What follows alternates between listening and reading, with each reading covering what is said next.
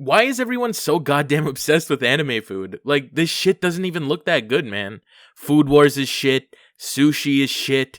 Pocky is... That's okay. Like, wow, I guess I'll sprinkle some honey on this bread. And look, there's a piece of ham with an egg on top. Grow up! Fantasize about actual food, you fucking... What? Wait. Oh, baby. Oh, yes. Oh, yes, baby! I retract my statement. I have an erection. Put your head on my shoulder. Hold me in your arms. Listen. Have you ever had that euphoric moment in your life that just tries and puts you in a trance, all while spiraling you down into a pile of pure enjoyment and phantasmic feelings? You know what, maybe that's a bit much. Maybe you're ill-tempered, and just the little things in life build up to an enormous feeling of comfort for you. Not many things can really translate that feeling, and as much as people try to, they can't replicate it from the normal eye. Unless it's like sex toys or something, then like... Oh boy. No, but really, films, video games, music, they all try to do one thing. And whether they fail or not, they do try. And that's to spark the feeling of joy into your mind. But not many people can actually do that. But somehow, miraculously, some weird and cryptic Japanese studio was able to do it. And that studio is Studio Ghibli. You know, the big fucking raccoon guy with the leaf on his head. Yeah, they made him. They made that. To be honest, you guys already know what Studio Ghibli is. And that's fair. They're fucking amazing. But for the sake of this video, and to make my inner weeb feel better, I'm going to explain it to you. So, Studio Ghibli is a Japanese animation company specializing in children's anime movies like Ponyo, My Neighbor Totoro, Spirited Away, and many more. I like to think of them as a cultural competitor to such companies like Pixar, Disney, and DreamWorks. But, to be honest, they need no comparison, because they are, and always will be, superior. Let me explain. Think of Disney and Studio Ghibli like an apple. I know, it's stupid, but on one hand, you have Disney, a very tasty and charming apple that was artificially sweetened in a man-made factory. But then again, you look at this apple and you're like, that's a good apple. I could eat this apple every day if I could. And I would be satisfied with it.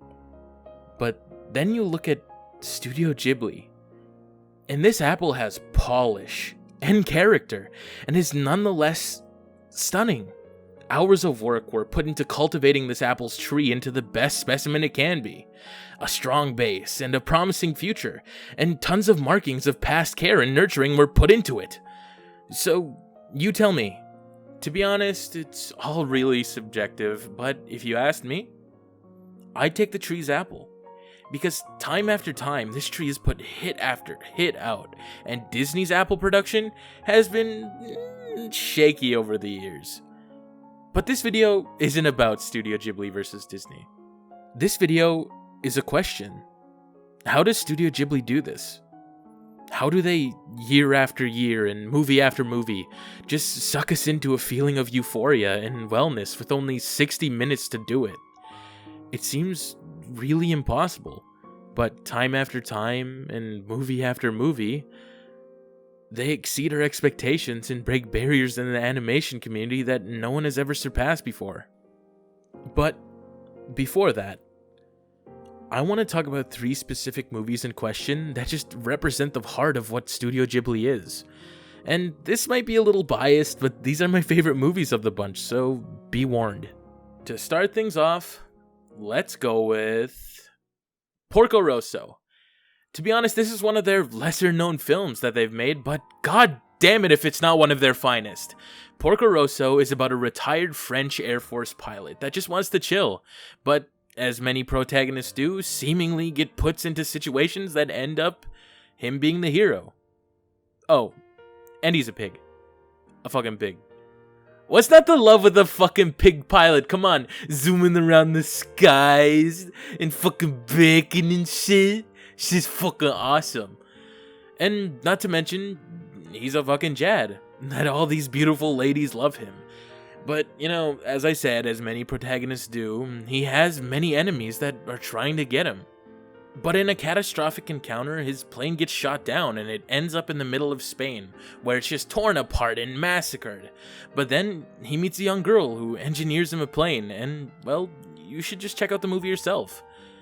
You know what I personally love about this film is the way it takes a premise which is beyond mean stupid, but turns it into a cinematic masterpiece with an undeniably amazing story. I feel like Studio Ghibli is all about taking weird stories and making them great, such as Spirited Away and Ponyo, both amazing films with weird plots, but amazing writing and astonishing visuals.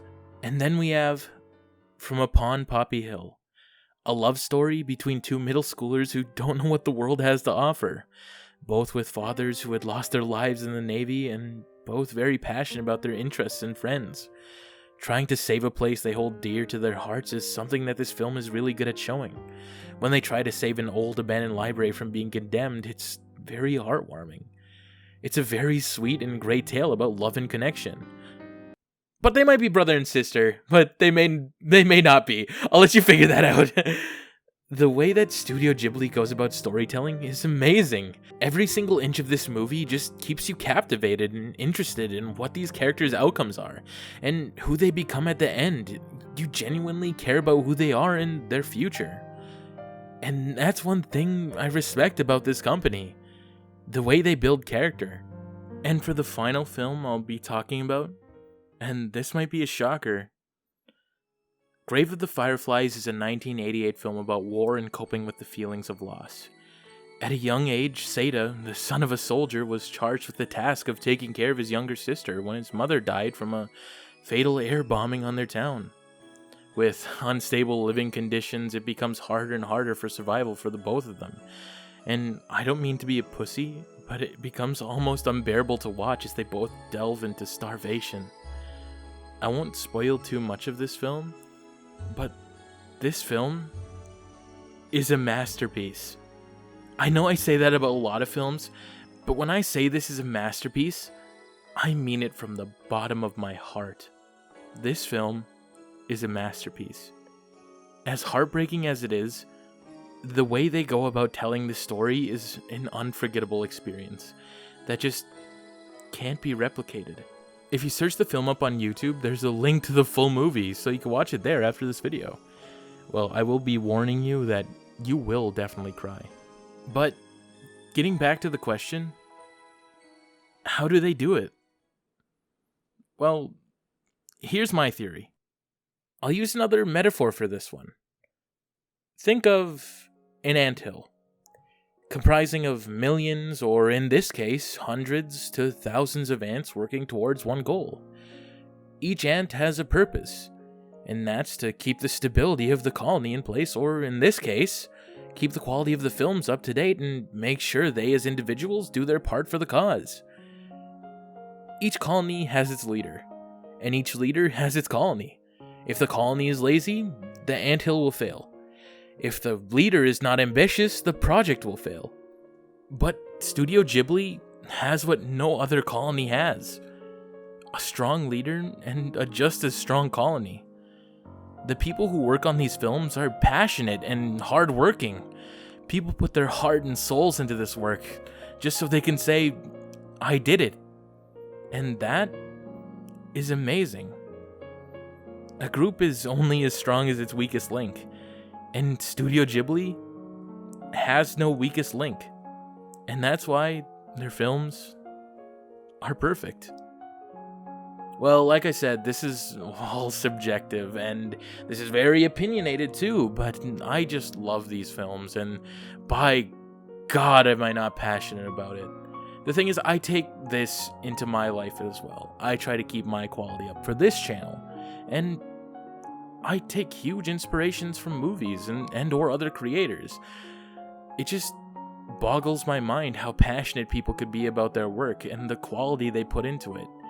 The animation quality is beyond means the best I have ever seen. Ponyo, Spirited Away, those are cinematic masterpieces. I'm not understating that. If you look at the animation quality, you can tell blood, sweat, and tears went into it. And I can respect that. But as always, thank you to my editor. Actually, I have a guest editor on this one. Thank you to Noodle Girl for editing this one. Very fine little lass. No, but seriously, go follow her on Twitter. But anyways, I'm Smeef, and I'll see you later. God damn, that granny from Spirited Away got some cake. Back that ass up. Ooh.